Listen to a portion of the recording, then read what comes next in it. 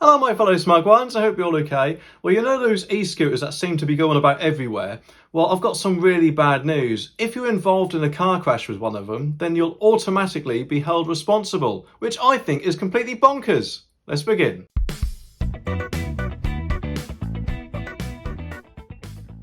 Okay, just to let you know, I don't have a dedicated upload schedule, so the best way to see my videos, as soon as I put them online, is by clicking that subscribe button and notification bell.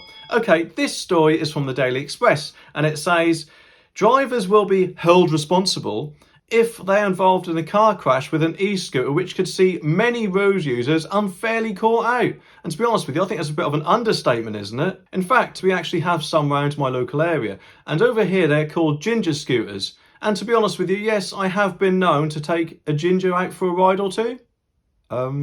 Anyway, but I would have never thought that by doing so would have meant that, in theory, I would have been completely blameless if I somehow caused a crash to a car. Especially as when you sign up in the app, well, the Ginger app anyway, they ask you to scan your driving licence when setting it up. Although don't worry, I'm not a nutcase someone, and I actually ride them very carefully, as they should be rode. Oh, that reminds me actually, a couple of weeks ago I was trying to park my car, and to be honest, I had to wave at someone riding one of these scooters. Admittedly not using all my fingers, you know, but it was because they completely came out of nowhere and cut me up whilst overtaking me rather than waiting for me to park. So yes, thinking about it, I would be extremely annoyed if the blame was automatically put onto me. Anyway, drivers have been warned e-scooters were set to become one of the biggest risks to British road users.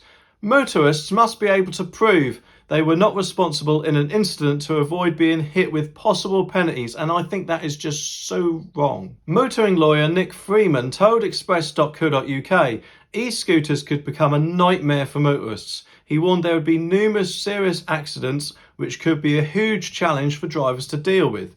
Mr. Freeman also warned blaming the driver for an accident involving an e-scooter would be the default position. It's not a legal presumption, but it's a starting point. It will then be on you to automatically show that you are exercising due care and attention, you are not distracted by the radio, looking at your sat-nav or being on your mobile phone. Okay, well, what about the scooter rider then? Will he have to prove that he was not listening to deafening music with headphones? Or even worse, on a mobile phone with the other free hand? And you know, it makes me wonder what would actually happen if neither of you could prove who was at fault.